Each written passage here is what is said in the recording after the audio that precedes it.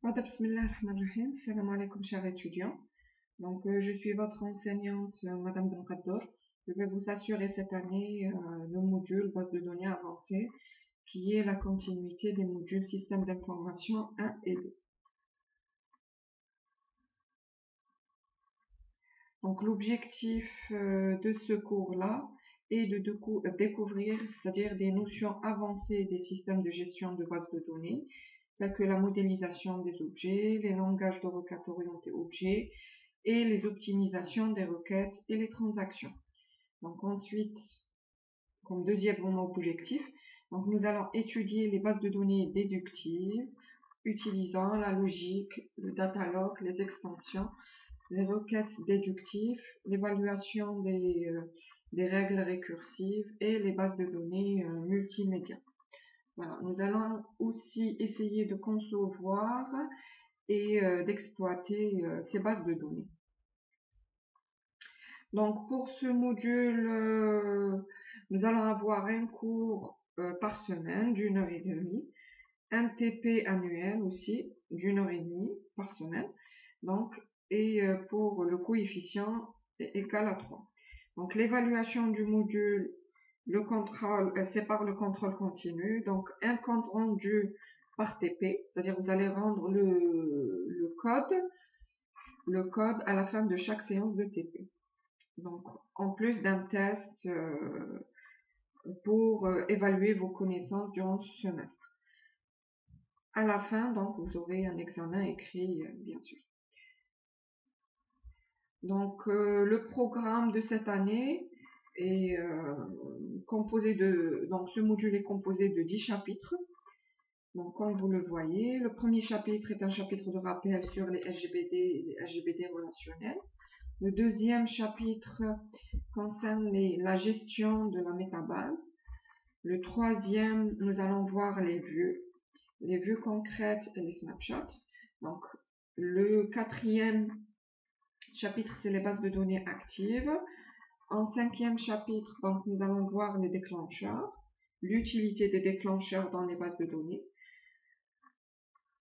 Le sixième chapitre, c'est les bases de données déductives, donc des requêtes, la récursivité, l'évaluation, etc. Pour le septième chapitre, nous allons voir les bases de données qui sont orientées objets, donc objets relationnels.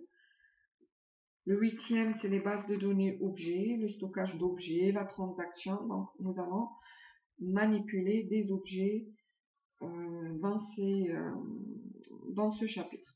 Donc, le neuvième chapitre, c'est les bases de données réparties. Et le dernier chapitre concerne les bases de données multimédia.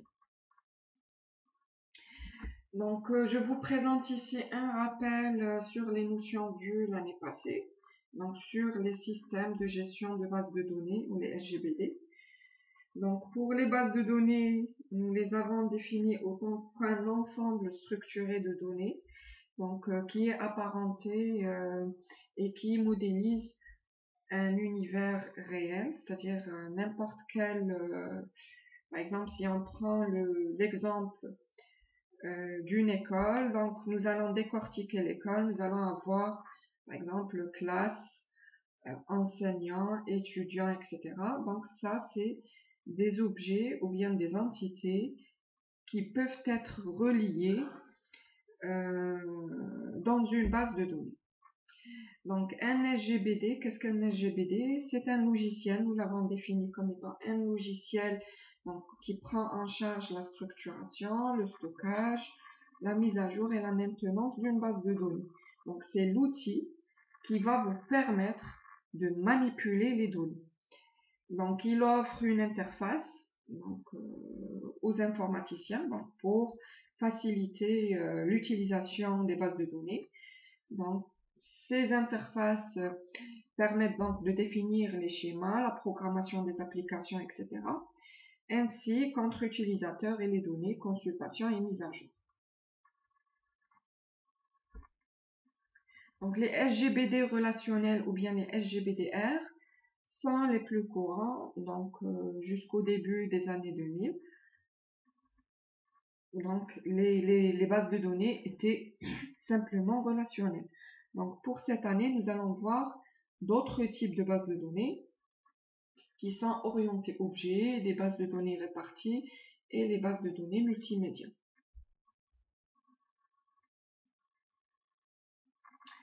Donc l'objectif et les avantages des SGBD. Donc les SGBD sont conçus d'abord pour décrire les données. Ils nous permettent de définir les données. Ils nous permettent de manipuler les données, de les contrôler, de les partager et d'assurer une certaine sécurité et performance d'accès aux données, c'est-à-dire rapidité, etc. Aussi l'indépendance physique et logique. Donc pour l'indépendance physique, elles permettent donc de modifier les structures de stockage, les index, sans que cela ait une répercussion au niveau des applications. Concernant le niveau logique, donc ils permettent de modifier le schéma logique sans que cela ait une répercussion sur les applications. Voilà.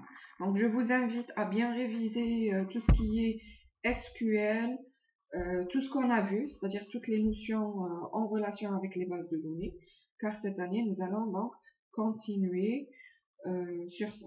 Donc merci pour votre écoute et au cours prochain.